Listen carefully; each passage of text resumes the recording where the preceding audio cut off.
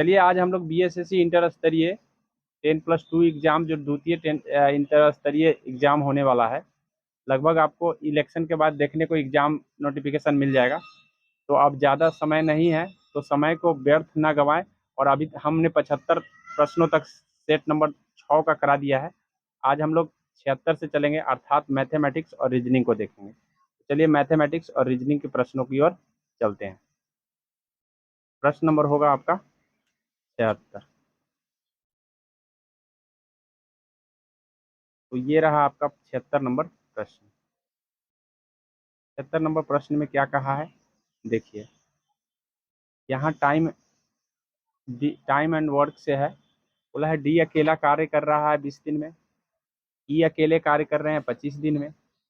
यदि वे 8 दिनों तक साथ मिलकर कार्य करते हैं तो शेष कार्य का अंश क्या है, ये बताना है। तो सबसे पहले हम ऐसे प्रश्न बनाने के लिए ए का लिख दिए 20 दिन, और सॉरी ए नहीं डी है, और ई का लिख दिए हम 25 दिन।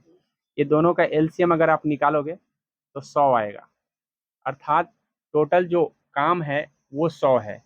अब इसमें से क्षमता देख लेंगे, तो 20 से अगर हम भाग करेंगे 100 में तो 4 इसकी क्षमता एक दिन का है। वही अगर ई की क्षमता देखें, सॉरी ये 5 आएगा, 4 नहीं 5 आएगा, और इसका 4 आएगा। टोटल एक दिन में अगर काम 100 है तो 100 में एक दिन में काम कितने दोनों मिलके कर लेंगे, 9 काम तो एक दिन में हो जाएगा। लेकिन हमको करना कितना है, 8 दिन। मतलब ये दोनों मिलके कितने दिन कर रहे हैं, 8 दिन। तो 9 अठे कितने हो जाएंगे, 72। अर्थात 72 काम 100 में से 72 हो गए हैं। तो कितने काम शेष रह गए, 28 काम रह गए। 100 में से अगर 72 आप घटाते हैं तो 28 काम रह जाता है। तो वही बोला है कि कितना काम रह गया है, तो 28/100 रह गया है। कितने रह गए, 28/100। 28/100 को हम काट भी सकते हैं। 28 बटे अगर आप 100 करते हैं तो 100% इसको 4 से काट दीजिए, 7 आ जाएगा, 4 से काट दीजिएगा, 25 आ जाएगा। ऐसा बी में ऑप्शन है। आशा करते हैं इस बात को समझ में आ गया होगा, इतना आसान सवाल था। अगले प्रश्न की ओर बढ़ेंगे। अगला प्रश्न नंबर है 77। देखिए यहाँ पर भी वही है, टाइम एंड वर्क से ही सवाल किया गया है।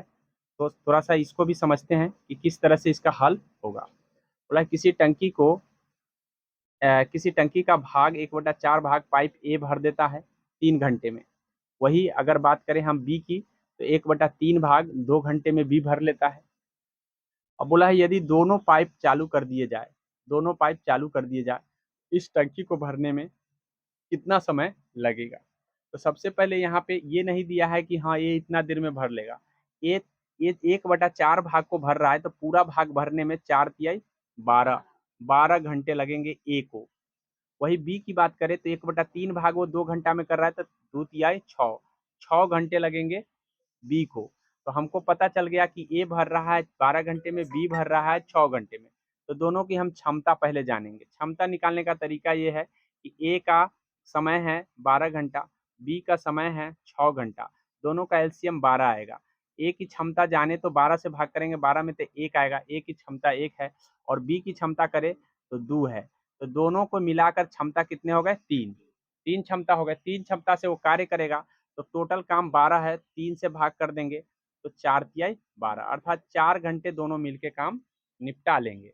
तो क्षमता से हम भाग कर दे, दोनों काम कर रहे हैं इसलिए दोनों की क्षमता जोड़ के भाग कर दिए। आशा करते हैं इस बात को समझ में आ गया होगा।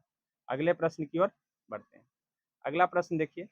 अगला प्रश्न आपका है कि आगे बोला है कि यदि अमन अमन अपनी सामान्य चाल से 12.5% कम चाल से यात्रा करता है तो वह 9 मिनट देरी से पहुंचेगा, तो उसके द्वारा लिया जाने वाला सामान्य समय क्या है।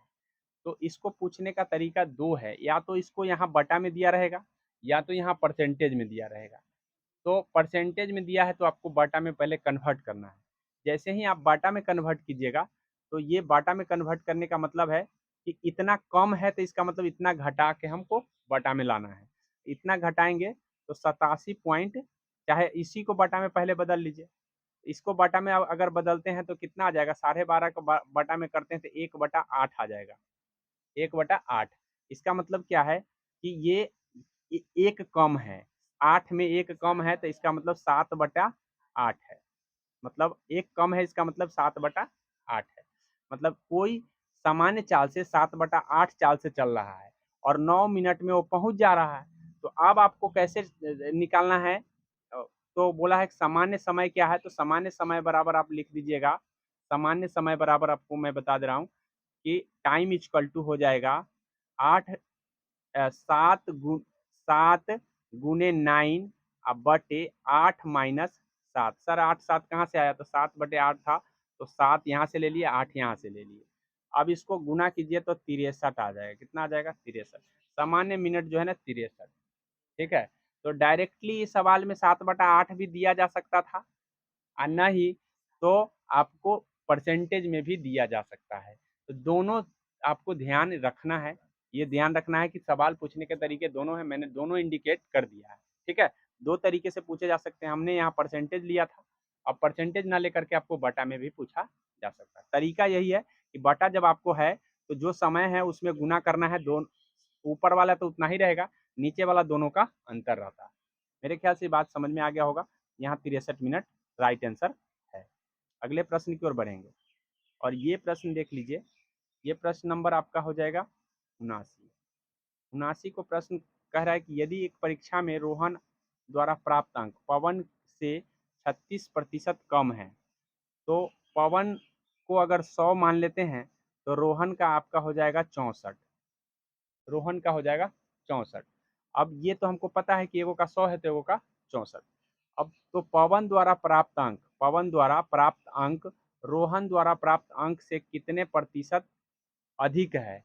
तो कितना प्रतिशत अधिक है? तो 36 ज्यादा है। 36 ज्यादा है तो 36/64 कर लेंगे। 36/64 कर लेंगे गुने 100। ऐसा करने से आप काटेंगे तो इसको 9 से काट सकते हैं, इसको काट सकते हैं, चार चार से काट सकते हैं और इसको भी 4 से काट दे 16 आ जाएगा। फिर इसको इसी तरीके से इसको काट सकते हैं 4 से 4 मरतबे और इसको काटेंगे 25 मरतबे। तो 225 बटे आ गया 4। आप इसको भाग दीजिएगा तो 4 पंचे 20, 5 वाला एगो यहाँ है एगो यहाँ है, ये दोनों ऑप्शन तो कट गए। अब उसके बाद जब 20 घट जाएगा तो 25 बचेगा। फिर आप 4 से भाग करेंगे तो 4 छक 24, 6 मरतबे कट रहा है, इसका मतलब सी आंसर राइट हो जाएगा। ठीक है, इस तरह से हम लोग बना लेते हैं। गुना भाग थोड़ा फास्टली करना पड़ता है ताकि जल्दी से जल्दी हम हल कर लें। अगले प्रश्न की ओर बढ़ेंगे और अगला प्रश्न आपका हो जाएगा 80। देखिए 80 नंबर प्रश्न क्या कहा है? 80 नंबर प्रश्न कह रहे हैं कि राजा राज अपने पैसे का 10% खर्च करता है और वह शेष राशि 70% बैंक में जमा कर देता है। तो याद रखिए कि अगर वो 100 अगर पूरा पूरी उसका आमदनी माना जाए तो 90 बच जाएगा। 90 बचेगा, 10% खर्च करेगा तो। और फिर जो बचा उसका 70%, तो इसका 70% अगर निकालेंगे तो कितना आ जाएगा? एक जीरो से 63 हो गया।